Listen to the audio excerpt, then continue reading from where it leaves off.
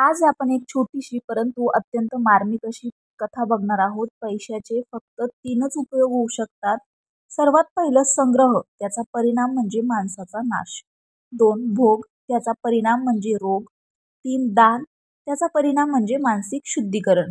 एक लहान मुलगा भर दुपारी मंदिरासमोरील तापलेल्या रस्त्यावर अनवाणी पायाने फुलं विकत होता. लोक घासाघीस करत होते. एका अनोळखी गृहस्थाला त्याची ती अवस्था पाहावली नाही. तो अतिशय खिन्न झाला. तो पळत जवळपासच्या दुकानातून बूट घेऊन आला आणि मुलाला दिले. मुलाने पटकन शूज घातले. त्याला खूप आनंद झाला आणि त्याने त्या मनुष्याचा हात धरून म्हटले, "तू देव आहेस का?" तो माणूस घाबरून म्हणाला, "नाही मुला, मी देव नाहीये."